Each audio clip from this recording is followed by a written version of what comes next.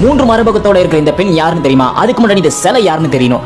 அதுக்கும் முன்னாடி இந்த சிலை எங்க இருக்குன்னு தெரிஞ்சுக்கணும். அதுக்கு ஒரு வரலாற்றை நம்ம திருப்பி பார்க்க வேண்டியதா இருக்கும். அந்த காலத்துல மதுரையை மலையப்ப ராஜா அப்படின்னு ஒரு அரசர் ஆண்டு வந்தாரு. அவங்களுக்கு கஞ்சதமாலா அப்படின்னு சொல்லிட்டு ஒரு மனைவி இருக்காங்க. இவங்களுக்கு ரொம்ப நாளாவே குழந்தை இல்ல. இந்த ராஜா வந்து சிவனோட பயங்கரமான பக்தர். சோ அவர் என்ன பண்றாரு, சிவன் கிட்ட போய் வேண்டாரு, எங்களுக்கு ஏன் இப்படி பண்றீங்க, எங்களுக்கு ரொம்ப நாளா குழந்தையே இல்ல, எங்களுக்கு ஒரு குழந்தையை கொடுங்க, ஒரு ஆண் குழந்தையை கொடுங்க அப்படின்னு சொல்லி வேண்டாரு. அது மட்டும் இல்லாம சிவனுக்கு ஒரு வேலி விழாவும் எடுக்கிறாரு. அந்த விழால தீபத்துக்காக நெருப்பு பத்த வைக்கும் போது அந்த நெருப்புல இருந்து 3 வயசு குழந்தை வெளியில வருது. அவங்க ரொம்ப சந்தோஷமா அந்த குழந்தையை தூக்கி தன்னோட குழந்தைய வளர்க்க ஆசை எடுக்கிறாங்க. அப்பதான் உங்களுக்கு ஒரு பெரிய ஷாக். அந்த குழந்தைக்கு பாத்தீங்கன்னா 3 மார்பகம் இருக்கு.